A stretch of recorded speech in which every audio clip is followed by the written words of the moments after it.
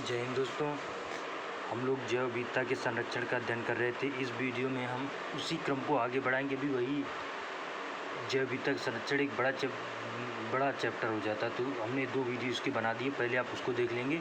उसके बाद इसको हमने समुद्री जैव विविधता के समुद्री संरक्षण तक का अध्ययन कर लिया था। अब हम आज इसी क्रम में चर्चा करेंगे भारत के पवित्र उपवन। देखिए, मैंने जब आपको पढ़ाया था कि इन सीटू कंजर्वेशन और एक्स सीटू कंजर्वेशन, तो इन सीटू कंजर्वेशन में मैंने आपको पवित्र उपवन बनाया था। पवित्र उपवन का मतलब ये होता है कि जैसा भारत सांस्कृतिक विविधता का देश रहा है, यहाँ पर आज भी देखो कई पेड़ पौधों की पूजा से लेकर के नदी, पहाड़, तालाब, जो भी आप सोच सकते हैं बड़ी बड़ी सभी की पूजा का किया जाता है। तो बहुत सारी जनजातियाँ हैं, सभी लोग लगभग गाँव में खास तौर से कुछ एक पवित्र जैसा पेड़ पौधा हो जाता है कि ये पेड़ जो है हमारा विरासत का है, इसमें पूजा किया जाती है। आज भी पीपल के वृक्ष की हम लोग का भी पूजा करते हैं। इसी तरीके से ICU ने क्या, तो पवित्र उपवन, भारत के पवित्र उपवन का मतलब वो जो पवित्र, जो हमारे सांस्कृतिक विरासत के रूप में आज भी मौजूद और जिसकी हम पूजा करते हैं। तो IUCN के अनुसार पवित्र उपवन प्रकृति की आराधना का एक रूप है, form of the nature of the worship, मतलब भगवान का एक स्वरूप माना जाता है।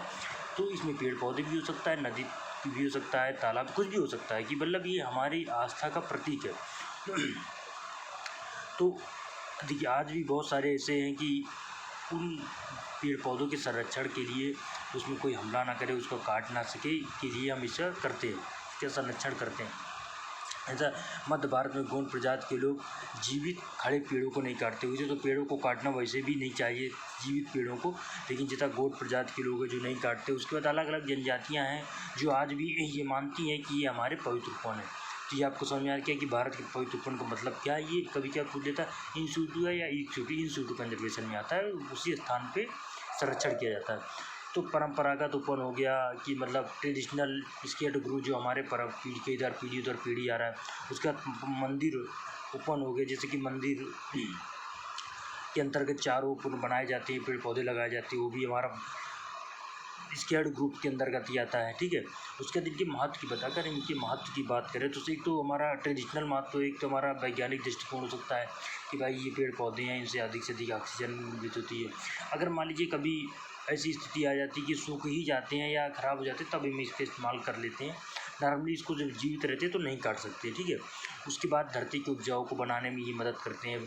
अगर हम ऐसे ही पेड़ पौधों का संरक्षण करते रहे तो बारिश के लिए भी सहायता प्रदान करते हैं। तो ये इनका महत्व हो गया, लगभग उतना ही सारा महत्व कि मतलब जीव जंतुओं का, जिस तरीके हम पढ़िए चैप्टर रहे हैं कि जैव विविधता का संरक्षण करना, संरक्षण क्यों करना है, क्योंकि इनका बहुत अच्छी महत्व है, बिना इनके अस्तित्व के तो हम रह ही नहीं सकते हैं। उसके बाद पवित्र उपवन के खतरे की बात करते हैं, threat to the skate group. देखिए, अब क्या हो रहा है, लगातार शहरीकरण हो रहा है, नगरीकरण हो रहा है, लगातार डेवलपमेंट के नाम पे हम किस तरीके से पेड़ पौधे काट रहे।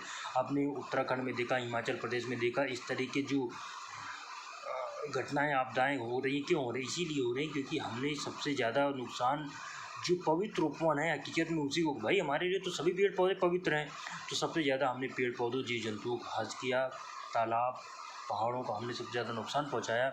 इस वजह से ये घटनाएँ हो रही हैं कि लगातार पवित्र उपवन पर खतरा बना हुआ है। ठीक है।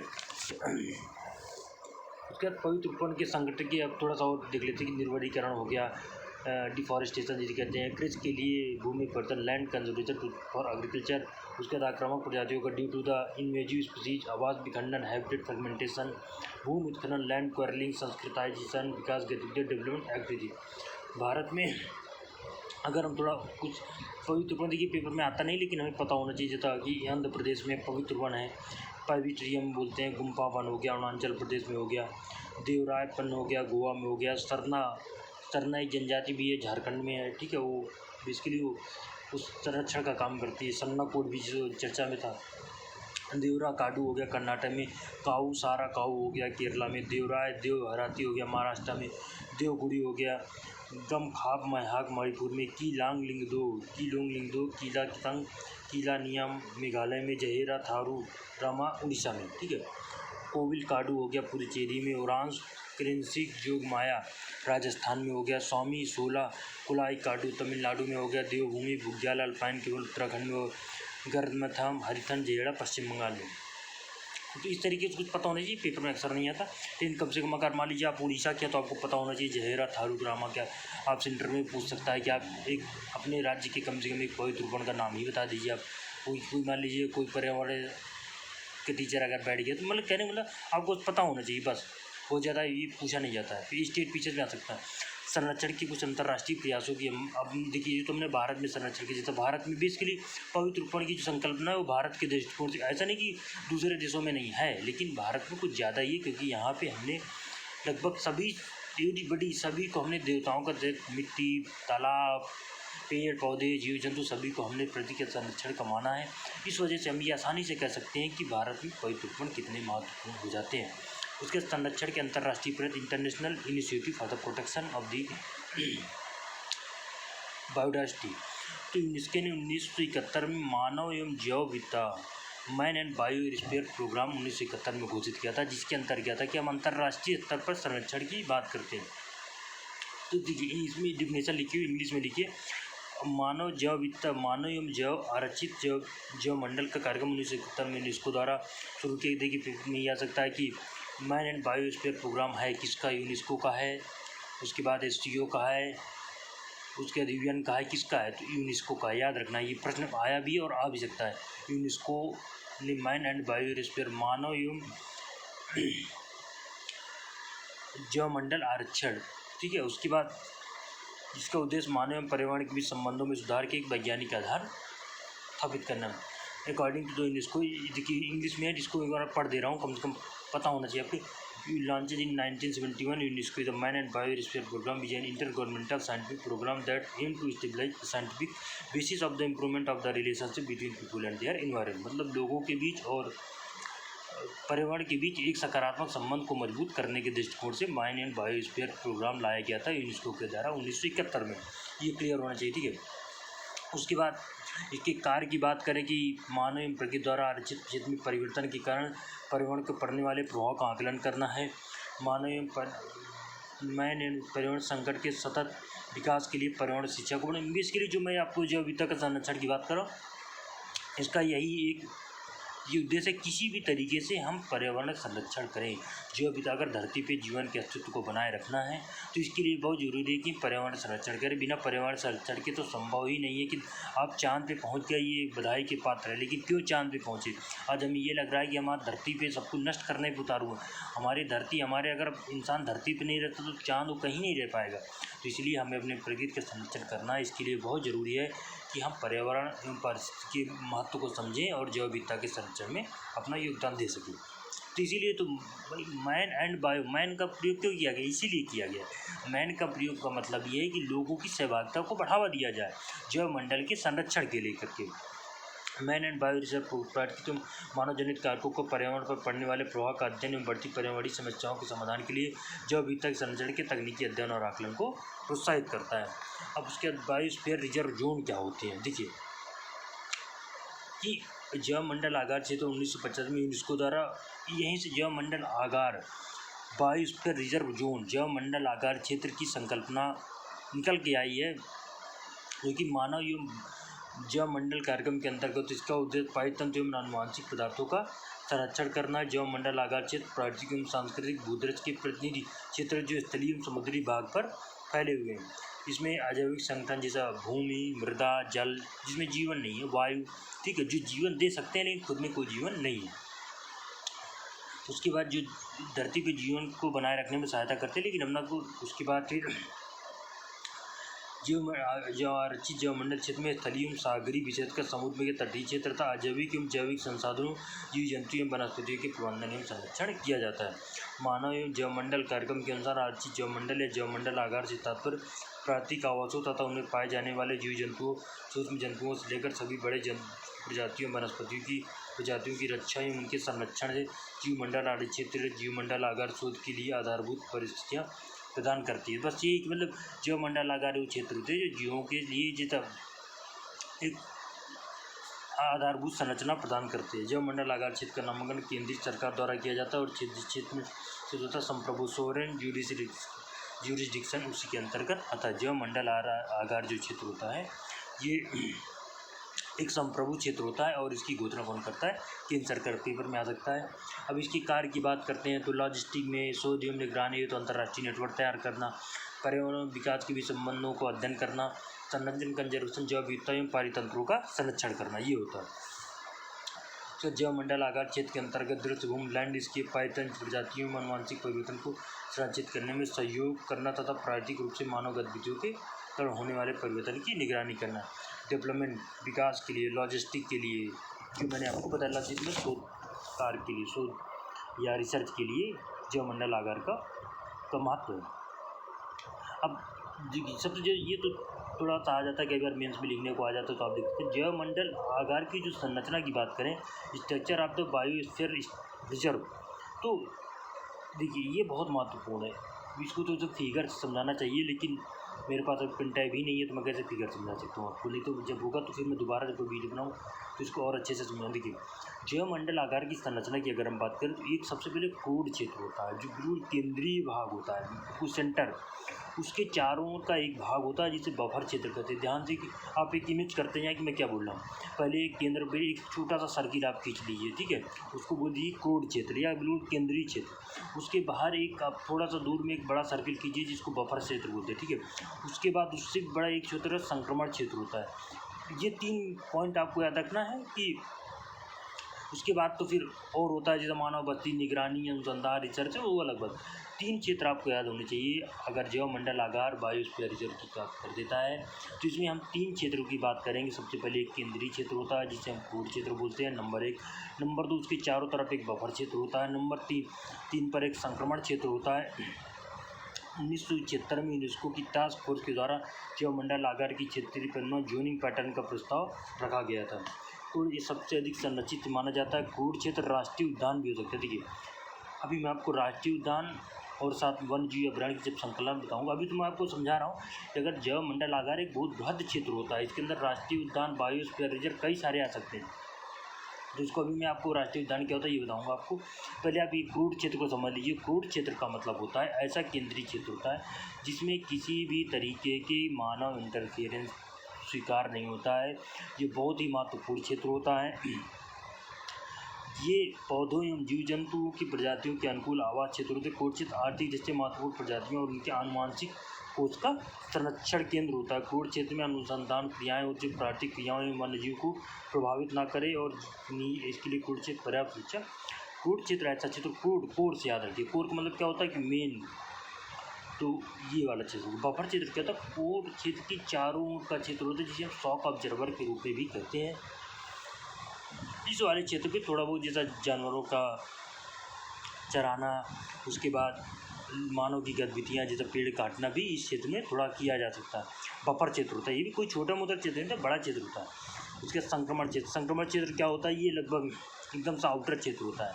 बफर क्षेत्र के भी बाहर एक पहले क्रूड क्षेत्र कीजिए, फिर बफर क्षेत्र कीजिए, फिर उसके बाहर एक संक्रमण क्षेत्र कीजिए। संक्रमण क्षेत्र में यहाँ मानव गतिविधियाँ हो गई, कई सारी चीज़ें यहाँ पे अलाउ होती हैं। निगरानी, अनुसंधान, शिक्षा, संधान यहाँ अलाउ। अब हम जब क्रूड क्षेत्र की बात करते हैं तो हम समझ लेते हैं राष्ट्रीय उद्यान। राष्ट्रीय उद्यान पहले ही क्रूड क्षेत्र में होता है। नंबर 1 राष्ट्रीय उद्यान, इसमें किसी प्रकार के अधिवास या मानवीय गतिविधि की अनुमति। देखिए क्रूड क्षेत्र है ना, बिल्कुल वैसा, यहाँ किसी प्रकार की मानव गतिविधि, अधिवास की यहाँ पे अनुमति नहीं होती है। यहाँ तक कि जानवरों को चराने या जंगली उत्पादों की इकट्ठा करने की भी यहाँ पे मंजूरी हम नहीं देते हैं। तो कई बार दे देता है।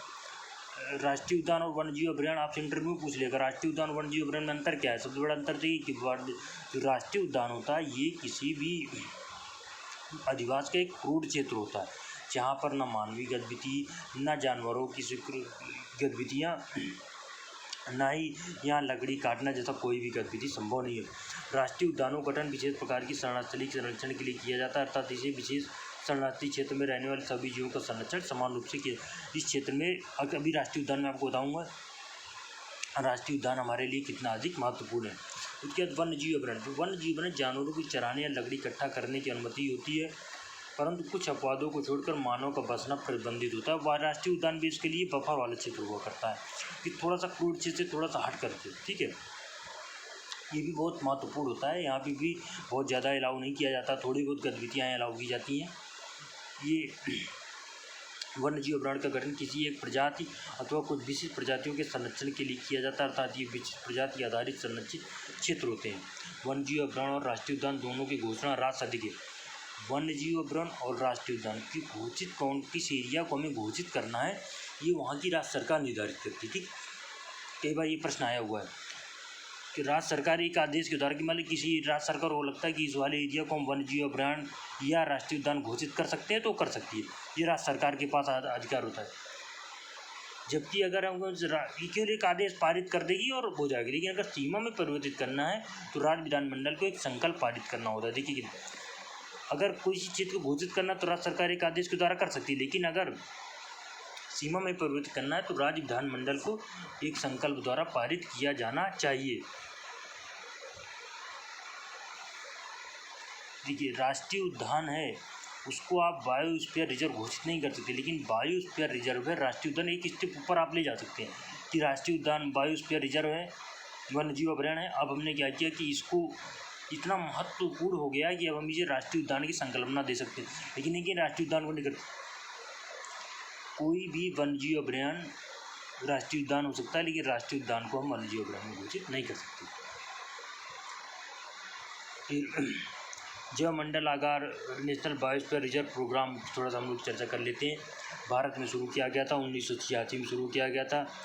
इसके अंतर्गत के 105 राष्ट्रीय, उससे तो 106 हो गए, लेकिन अभी 105 राष्ट्रीय पार्क, 531 वन्यजीव अभयारण्य, 18 बायोस्फीयर रिजर्व, 49 टाइगर रिजर्व, अब तो बढ़ के 53-54 हो गए, बल्कि 32 हाथी केंद्र है। तो ये सब राष्ट्रीय जैव मंडलागार के नेशनल बायोस्फीयर रिजर्व प्रोग्राम के अंतर्गत आते हैं, एम ऑफ द प्रोग्राम। अब उसके पहले से स्थापित किया गया संरक्षित क्षेत्र के अंतर्गत जीव संसाधनों एवं उनके आधारभूत परितंत्रों के अधिक संरक्षण प्रदान करता है। भारतीय राष्ट्रीय जैव मंडल कार्यक्रम आगार के प्रतिनिधि या विकल्प मात्र नहीं, ये संरक्षित क्षेत्र को और मजबूती प्रदान करता है, जिससे स्वास्थ्य, पर्यावरण, परितंत्र उन तीव्र विकास के दीर्घकालिक लक्ष्य को प्राप्त किया जा सकता है। इसका उद्देश्य निदान और उल्लेख विशेषज्ञों को कोर्स सलाहकार समूह द्वारा किया जाता है। इसके निम्न उद्देश्य प्रजातियों की आनुवंशिक विविधता, जेनेटिक डाइवर्सिटी को सहज कर रखना, उनके विकास उद्भव को निर्भर करते संरक्षण के लिए शिक्षा एवं प्रशिक्षण की सुविधाएं प्रदान करना, अनुसंधान एवं मॉनिटरिंग के लिए संस्थानों का क्षेत्र प्रदान करना, स्थानीय लोगों की आर्थिक आय की गुणवत्ता सुधार के लिए पर्याप्त तकनीक द्वारा प्राकृतिक संसाधनों का संरक्षण करना। उसके मापदंड की बात करें, थोड़ा सा मापदंड प्राइमरी क्राइटेरिया, द्वितीय क्राइटेरिया। प्राइमरी इसके अंतर्गत उन क्षेत्रों को रखा जाता है जो प्रभावशाली रूप से संरक्षित क्षेत्र होते हैं, और द्वितीय क्षेत्र में के अंतर्गत जो दुर्लभ संकटग्रस्त इंटेंजेंट कैटेगरी में आते हैं। तो थोड़ा सा ये मापदंड बहुत ज़्यादा इंपॉर्टेंट नहीं है। अब भारत में हम जैव मंडलागार की बात करें तो 1986 में, मैंने ये आपको पहले ही बता दिया कि 1986 में राष्ट्रीय जैव मंडल कार्यक्रम के द्वारा शुरू किया गया था। उसके बाद कुछ नाम है जो हमें पता होना चाहिए, जैसा नीलगिरी अभयारण्य हो गया तमिलनाडु के क्षेत्र में, कर्नाटक केरल वाले एरियाज में, नंदा देवी उत्तराखंड के चमोली, पिथौरागढ़ अल्मोड़ा वाले जिले के क्षेत्र में, नोकरेक मेघालय के पूर्वी पश्चिमी दक्षिणी मेघालय में, मानस असम में। तो उसके बाद सुंदरवन पश्चिम बंगाल वाले एरिया, गंगा ब्रह्मपुत्र मेघना नदी तंत्र के डेल्टा में, मन्नार की खाड़ी जो तमिलनाडु के साउथ में, भारतीय तमिलनाडु राज्य के अंदर उत्तर में रामेश्वर द्वीप से दक्षिण में कन्याकुमारी तक फैला हुआ है। ग्रेट निकोबार की बात करें, अंडमान और निकोबार द्वीप समूह के दक्षिणतम द्वीप समूह। उसके बाद डिब्रू सैखोवा सिमलीपाल उड़ीसा राज्य के मयूरभंज जनपद के क्षेत्र का भाग, डिब्रू सैखोवा असम राज्य में, डिब्रूगढ़ तिनसुकिया जिले के भाग, दिबांग अरुणाचल प्रदेश में, अपर सियांग पश्चिमी सियांग और दिबांग घाटी जिले में भाग, पंचमढ़ी मध्य प्रदेश में, बैतूल होशंगाबाद छिंदवाड़ा जिले का भाग, कंचनजंगा सिक्किम राज्य के उत्तरी एवं पश्चिमी जिले का भाग, अगस्त्यमाला तमिलनाडु के तिरुनेलवेली और कन्याकुमारी जिले के भाग, अचानकमार अमरकंटक मध्य प्रदेश के अनूपपुर और डिंडोरी वाले क्षेत्र में, कच्छ गुजरात के कच्छ, राजकोट, सुरेंद्रनगर और पाटन जिले का क्षेत्र, शीत मरुस्थल हिमाचल के पिन घाटी राष्ट्रीय उद्यान और उसके चारों का क्षेत्र, शेषाचलम आंध्र प्रदेश के चित्तूर एवं कटप्पा जिले के आसपास के पूरे भाग, शेषाचलम पन्ना मध्य प्रदेश के पन्ना छतरपुर जिले का क्षेत्र होता है। ठीक है। उसके जैव मंडल आगार के वैश्विक network, world network of biosphere reserve, ये man and biosphere programme flagship programme के अंतर्गत जिस देश में स्थित होता है वहाँ संप्रभु क्षेत्र के अंदर जैव मंडल आगार को बच, जितना भी हम भारत के क्षेत्र दृष्टिकोण से पढ़े, वैसा थोड़ा सा अंतर्राष्ट्रीय स्तर पर मैन एंड बायोस्फीयर प्रोग्राम। देखिए मैन इसलिए रखा गया कि भाई बिना लोगों की सहभागिता के संभव ही नहीं है कि आप किसी भी प्रजाति का संरक्षण कर पाएंगे। तो मैन एंड बायोस्फीयर के फ्लैगशिप प्रोग्राम है। जैवमंडल आगार जिस देश की स्थित होता है उसी को संप्रभु क्षेत्र के अंतर्गत कार्य करता है। अन्य देश को जैवमंडल नेटवर्क का भाग लेना स्वैच्छिक होता है। WNBR का उद्देश्य विश्व के समस्त शामिल देशों के सहयोग के द्वारा जैव विविधता एवं प्राकृतिक पर्यावरण, भूभाग, जलीय भाग, समुद्री पायतन आदि का सतत विकास एवं संरक्षण किया जाना है। तो यहाँ तक हमने पढ़ लिया। लगभग 20 मिनट की वीडियो में मैंने कई चीज़ें आपको इंपॉर्टेंट बढ़ा दी। एक बार मैं इसको फिर से रिकैप करा देता हूँ। इस वीडियो में मैं छोटी छोटी वीडियो इसलिए बना रहा हूँ ताकि आपको देखने में सुविधा हो और मुझे कहीं ना कहीं पढ़ाने में भी सुविधा हो दोनों। तो इस वीडियो में हमने कितनी चीज़ें पढ़ी, भारत के पवित्र उपवन पढ़े, इन चीज़ों कंजर्वेशन के अंतर्गत आता है, इनके महत्व पढ़े, इनका चाहे तो परंपरागत ट्रेडिशनल स्केल्ड ग्रुप मंदिर उपवन हो गया। उसके बाद हमने थोड़ा पवित्र उपवन को खतरे के बारे में पढ़ा। पवित्र उपवन निर्वरीकरण जिसका कारण हो गया, कृषि के लिए भूमि परिवर्तन हो गया, आक्रामक प्रजातियों का कारण हो गया, आवास विखंडन हो गया, भूमि उत्खनन हो गया, संस्कृताइजेशन हो गया, विकास गतिविधियाँ हो गई। उसके बाद फिर हमने संरक्षण के अंतर्राष्ट्रीय प्रयास यूनेस्को का पढ़ा, मैन एंड बायोस्फीयर प्रोग्राम पढ़ा, मानव एवं जैवमंडल कार्यक्रम पढ़ा। उसके बाद इसके हमने मैन एंड बायोस्फीयर प्रोग्राम के कार्य फंक्शन ऑफ द मैप पढ़ा, जैवमंडल आगार क्षेत्र पढ़ा, बायोस्फीयर रिजर्व जोन पढ़ा।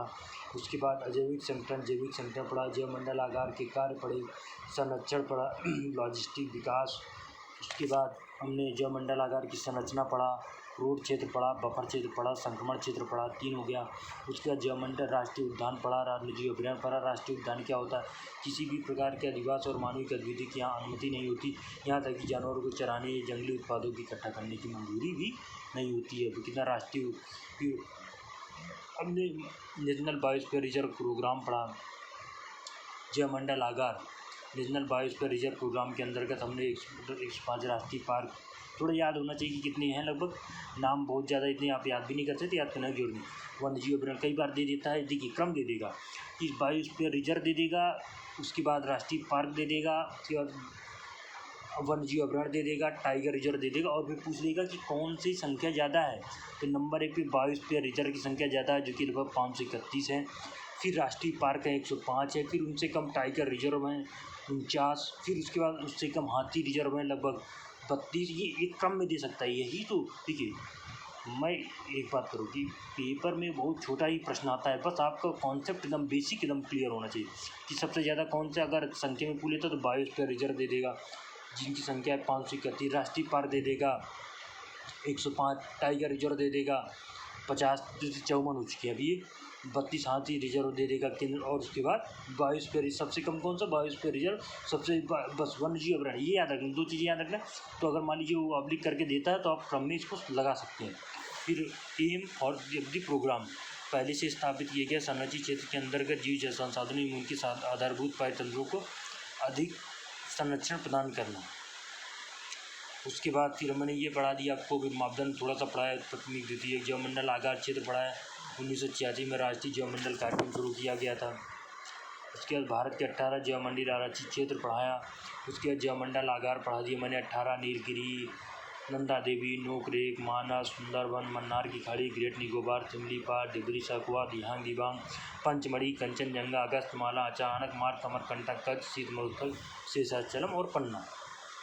उसके बाद थोड़ा सा हमने, अब हम अगले वीडियो में लगभग 22-23 मिनट का वीडियो, इसको आप एक दो बार देख लेंगे तो आपको क्लियर हो जाएगा।